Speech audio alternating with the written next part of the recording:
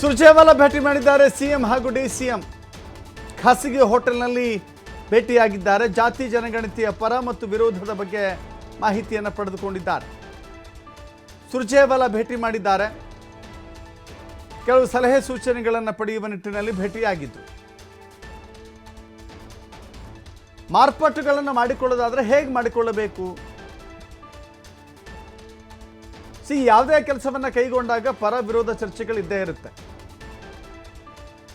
ಎಲ್ಲರೂ ಕೂಡ ಜೈಕಾರ ಹಾಕಿ ಅದನ್ನು ಅಂಗೀಕರಿಸಬೇಕು, ಅದನ್ನು ಒಪ್ಪಿಕೊಳ್ಳಬೇಕು ಅಂತಿಲ್ಲ. ಆದರೂ ಕೂಡ ಜಾತಿ ಜನಗಣತಿಯ ವಿಚಾರದಲ್ಲಿ ಈಗಾಗಲೇ ಒಂದು ಬಾರಿ ಕೈ ಸುಟ್ಟುಕೊಂಡಿದೆ ಸರ್ಕಾರ. ಮತ್ತೊಮ್ಮೆ ಕೈ ಸುಟ್ಟುಕೊಳ್ಳಲಿಕ್ಕೆ ಅವಕಾಶವನ್ನು ಮಾಡಿಕೊಳ್ಳಬಾರದು ಅನ್ನೋದು ಈಗ ಸರ್ಕಾರ ಎಚ್ಚರಿಕೆಯ ಜಾಣ ನಡೆಯನ್ನು ನೀಡಬೇಕಾಗಿದೆ. ಮತ್ತಷ್ಟು ಮಾಹಿತಿ ನಮ್ಮ ಪ್ರತಿನಿಧಿ ಎಲ್.ಎನ್. ಸ್ವಾಮಿ ಕೊಡ್ತಾರೆ. ಎಲ್.ಎನ್. ಸ್ವಾಮಿ, ಗಮನಿಸ್ತಾ ಇದ್ದೀವಿ, ಈಗಾಗಲೇ ಒಂದು ಬಾರಿ ಜಾತಿ ಸಮೀಕ್ಷೆಯನ್ನು ನಡೆಸಿದಂಥ ಸರ್ಕಾರಕ್ಕೆ ಮುಜುಗರ, ಹಿನ್ನಡೆ, ಕೈ ಸುಟ್ಟುಕೊಂಡಿರೋದು ಎಲ್ಲ ಆಗಿದೆ. ಈಗ ಮತ್ತೊಂದು ಆ ರೀತಿಯ ಸನ್ನಿವೇಶ ಎದುರಾಗಬಾರದು ಅಂತ ಹೇಳಿದ್ರೆ ಭಾಳ ಎಚ್ಚರಿಕೆ ನಡೆಯನ್ನು ಇಡಬೇಕಾಗಿದೆ. ಆರಂಭದಲ್ಲಿಯೇ ಕುರುಬ ಕ್ರಿಶ್ಚಿಯನ್, ದಲಿತ ಕ್ರಿಶ್ಚಿಯನ್, ಹಿಂದೂ ಜಾತಿಗಳ ಜೊತೆಗೆ ಕ್ರಿಶ್ಚಿಯನ್ ಅಂತ ಸೇರಿಸಿರೋದು ದೊಡ್ಡ ವಿರೋಧ ಆಗಿದ್ದರೆ, ಮತ್ತೊಂದು ಕಡೆಗಳಲ್ಲಿ ಪ್ರಬಲ ಸಮುದಾಯ, ಲಿಂಗಾಯತ ಸಮುದಾಯ ತನ್ನೊಳಗಿನ ಗೊಂದಲಗಳ ಜೊತೆಗೆ ಸರ್ಕಾರಕ್ಕೂ ಕೂಡ ವಿರೋಧವನ್ನು ವ್ಯಕ್ತಪಡಿಸ್ತಾ ಇದೆ. ಈ ನಿಟ್ಟಿನಲ್ಲಿ ಸರ್ಕಾರದ ಮುಂದಿರುವಂಥ ಆಯ್ಕೆಗಳೇನು ಅಂತ? ದಶರಥ್, ಈ ಬಾರಿಯ ಜಾತಿ ಜನಗಣತಿ ಸಮೀಕ್ಷೆ ಕೂಡ ಸಾಕಷ್ಟು ಸಂಕಷ್ಟಗಳನ್ನ ಒಳಗೊಂಡಿರುತ್ತೆ ಅನ್ನೋದು ಮೇಲ್ನೋಟಕ್ಕೆ ಸ್ಪಷ್ಟವಾಗಿರುವಂತದ್ದು. ಅಂದ್ರೆ ಕಳೆದ ಬಾರಿ ನಡೆದಂತಹ ಜಾತಿ ಜನಗಣತಿ ಸಮೀಕ್ಷೆ ವರದಿಯನ್ನ ಸರ್ಕಾರಕ್ಕೆ ಸಲ್ಲಿಸಲಾಯಿತು. ಆನಂತರ ಸಿಎಂ ಸಿದ್ದರಾಮಯ್ಯನವರು ಸಾಕಷ್ಟು ಮುತುವರ್ಜಿಯನ್ನ ವಹಿಸಿದ್ರು. ಅಂದ್ರೆ ಜಾತಿ ಜನಗಣತಿಯನ್ನ ಜಾರಿಗೆ ತರಲೇಬೇಕು ಅನ್ನೋದು ಸಾಕಷ್ಟು ಮುತುವರ್ಜಿಯನ್ನ ವಹಿಸಿದ್ರು. ಯಾವಾಗ ಕ್ಯಾಬಿನೆಟ್ಗೆ ಅಲ್ಲಿ ಚರ್ಚೆ ಆಯ್ತು, ಅಲ್ಲಿ ಸಾಕಷ್ಟು ಪರ ವಿರೋಧ ಚರ್ಚೆಗಳು ಶುರುವಾದವು. ಒಂದು ಕಡೆ ಪ್ರಬಲ ಸಮುದಾಯಗಳಾದ ಲಿಂಗಾಯತ ಹಾಗೂ ಒಕ್ಕಲಿಗ ಸಮುದಾಯದ ಸಚಿವರು ಸಾಕಷ್ಟು ವಿರೋಧವನ್ನ ವ್ಯಕ್ತಪಡಿಸಿದ್ರು.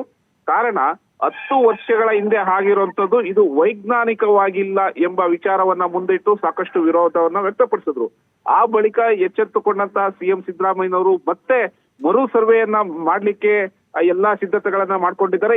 ಈಗ ಸೆಪ್ಟೆಂಬರ್ 22ರಿಂದ ಈಗ ಜಾತಿ ಜನಗಣತಿ ಅಂದ್ರೆ ಸಾಮಾಜಿಕ ಶೈಕ್ಷಣಿಕ ವಿಚಾರಗಳನ್ನು ಒಳಗೊಂಡಂತಹ ಜಾತಿ ಜನಗಣತಿಯನ್ನ ಮತ್ತೆ ಪ್ರಾರಂಭ ಆಗ್ತಾ ಇದೆ. ಈಗ ಸೆಪ್ಟೆಂಬರ್ 22ರಿಂದ ಅಧಿಕೃತವಾಗಿ ಚಾಲನೆ ಕೂಡ ಸಿಗುತ್ತೆ.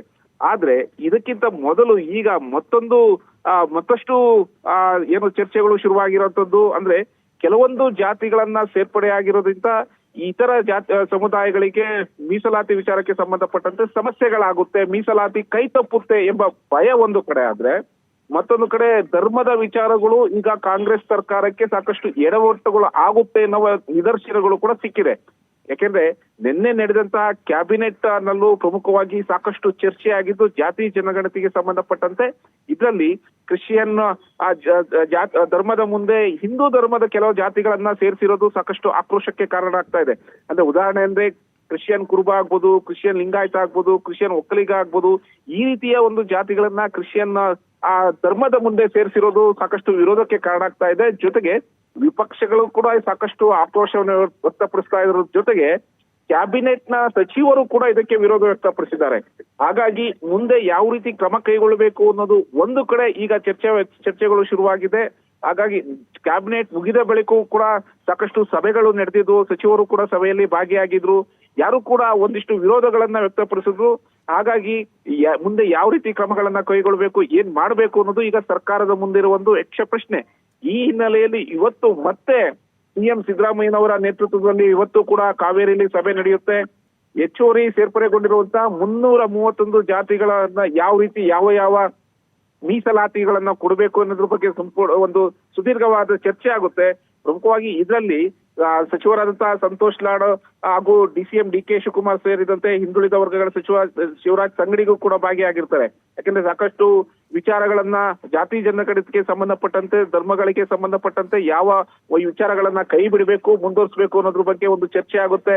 ಆ ಸಭೆಯಲ್ಲೂ ಕೂಡ ಸಂಪೂರ್ಣವಾದ ಒಂದು ನಿರ್ಧಾರವನ್ನು ತೆಗೆದುಕೊಳ್ಳೋಕೆ ಆಗೋದಿಲ್ಲ, ಪರ ವಿರೋಧ ಕೂಡ ಹೆಚ್ಚಾಗಿರುತ್ತೆ. ಈ ಹಿನ್ನೆಲೆಯಲ್ಲಿ ರಾಜ್ಯ ಕಾಂಗ್ರೆಸ್ ಉಸ್ತುವಾರಿಯಾಗಿರುತ್ತ ಸುರ್ಜೇವಾಲಾ ಅವರನ್ನ ಈಗ ಸಿಎಂ ಹಾಗೂ ಡಿಸಿಎಂ ಡಿ.ಕೆ. ಶಿವಕುಮಾರ್ ಭೇಟಿಯಾಗಿರುವಂತದ್ದು. ಅವರಿಗೆ ಇರುವಂತಹ ಒಂದು ಜಾತಿ ಜನಗಣತಿಗೆ ಸಂಬಂಧಪಟ್ಟಂತೆ ಏನೆಲ್ಲ ವಿರೋಧಗಳು ವ್ಯಕ್ತ ಆಗ್ತಾ ಇದೆ, ಯಾವೆಲ್ಲ ಅಂಶಗಳನ್ನ ತೆಗಿಬೇಕು, ಯಾವೆಲ್ಲ ವಿಚಾರಗಳನ್ನ ಇಟ್ರೆ ಅನುಕೂಲ ಆಗುತ್ತೆ ಅನ್ನೋಕ್ಕೆ ಸಂಬಂಧಪಟ್ಟಂತೆ ಅವ್ರಿಗೆ ಒಂದು ಮಾಹಿತಿ ಕೊಡುವ ಸಾಧ್ಯತೆಗಳು ಕೂಡ ಇದೆ. ಯಾಕಂದ್ರೆ ಈ ಜಾತಿ ಜನಗಣತಿಗೆ ಸಂಬಂಧಪಟ್ಟಂತೆ ರಾಹುಲ್ ಗಾಂಧಿಯವರು ಕೂಡ ಕೇಂದ್ರದಿಂದ ಅಂದ್ರೆ ಹೈಕಮಾಂಡ್ ನಾಯಕರಾದ ಕಾಂಗ್ರೆಸ್ ಹೈಕಮಾಂಡ್ ನಾಯಕರು ಕೂಡ ಸಾಕಷ್ಟು ಒಲವನ್ನು ತೋರಿಸಿದ್ದಾರೆ. ಹಾಗಾಗಿ ಅವರಿಗೂ ಒಂದು ವರದಿಯನ್ನ ಕೊಟ್ಟು ಆ ಬಳಿಕ ಹೈಕಮಾಂಡ್ ಇಂದ ಯಾವ ಒಂದು ನಿರ್ಧಾರ ಬರುತ್ತೆ, ಯಾವ ಒಂದು ಸಲಹೆ ಸೂಚನೆಗಳು ಬರುತ್ತೆ ಅನ್ನೋದು ತಿಳ್ಕೊಳ್ಳೋದಕ್ಕೆ ಈಗ ಕಾಂಗ್ರೆಸ್ ನಾಯಕರು ಮುಂದಾಗಿರುವಂತದ್ದು.